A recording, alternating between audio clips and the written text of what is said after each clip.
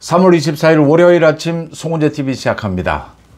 헌법재판소가 잠시 뒤인 오전 10시에 한덕수 국무총리 대통령 권한대행에 대한 이 탄핵에 대해서 선고를 합니다. 오전 10시입니다. 선고가 결정문을 읽는데 그렇게 오랜 시간이 걸리지 않을 것으로 보입니다. 이제 탄핵에 대해서 각 하나 기각이 나올 것으로 보이는데, 그렇게 되면 한덕수 국무총리는 곧바로 대통령 권한대행으로 복귀를 합니다. 한덕수 권한대행은 이제 이 선고가 있고 나면 곧바로 기자들과 간담회를 갖고 대국민 담화를 발표할 예정입니다.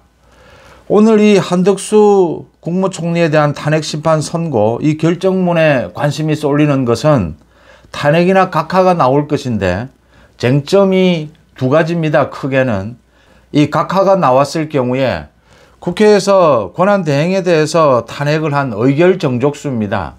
우원식이 민주당의 뜻대로 마음대로 결정을 한 대통령 권한대행인데도 불구하고 200석 이상이 아니고 151석으로 결정을 한 부분, 이 부분이 절차상 하자가 있는 것이 아니냐. 또 한 가지가 더 있습니다. 이 국회에서 탄핵 결의가 있고 난 다음에 탄핵 심리를 하는 도중에 이 내란죄 부분을 철회를 했습니다. 내란죄 부분을 철회한 것, 이걸 헌법재판소가 어떻게 판단할지, 이제 이런 부분들이 이 절차상의 하자입니다. 이 절차상의 하자에 대해서 헌법재판관들이 어떤 태도를 보이느냐, 이게 윤 대통령에 대한 탄핵 심리에도 결정적인 이 윤 대통령에 대한 탄핵 심판을 가늠해 볼 수 있는 이 예고편이 될 수 있다라고 하는 점입니다. 이제 이런 절차상의 하자보다는 내용에서 문제가 있다라는 걸로 들어가게 되면 이 윤 대통령의 계엄 선포에 동조 묵인을 했다라고 하는 게 사유입니다. 그래서 계엄 선포에 대해서 위헌 위법 여부, 또 그 중대성 여부, 이런 부분에 대해서 헌법재판소가 어떤 판단을 하느냐라는 걸 오늘 모두 읽을 수가 있습니다. 헌법재판관들의 태도를. 헌법재판관 모두 아마 만장일치로 탄핵 각하 또는 기각을 결정할 것으로 보이는데, 그래도 소수 의견을 낼 것이냐, 또 인용 결정을 내는 재판관이 있을 것이냐, 이 부분이 가장 또 주목이 됩니다.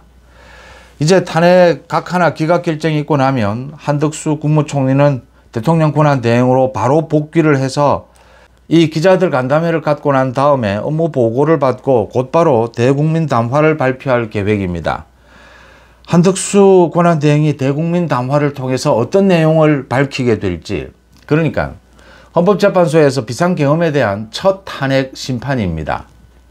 오늘 이 결정문에서 헌법재판소가 이 이재명과 민주당의 줄 탄핵 난동에 대해서 헌법재판소의 입장이 나올 것이다 라고 하는 점입니다. 처음 나오게 됩니다. 이재명 민주당의 줄 탄핵이 국헌 문란이었다. 또 더 나아가서 한덕수 권한대행이 대국민 담화를 통해서 이 민주당의 줄 탄핵에 대해서 따끔하게 일침을 가하는, 그래서 이제는 새로운 국정, 국민 통합으로 나아가야 된다라는 내용을 담을 것으로 예상이 됩니다.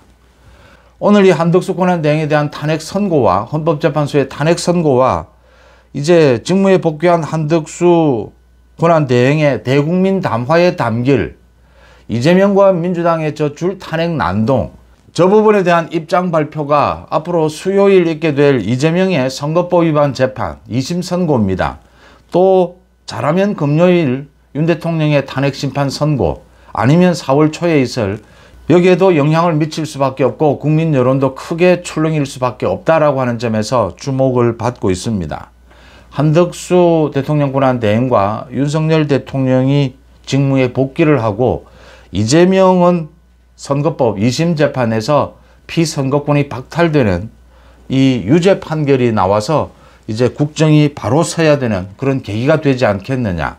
이런 판단들이 모두 헌법재판소 재판관과 사법부 판사들의 손에 의해서 결정이 되는 그런 한 주가 됐습니다. 오늘 오전 10시에 한덕수 권한대행에 대한 탄핵 선고가 있고 난 다음에 다시 찾아뵙겠습니다. 고맙습니다.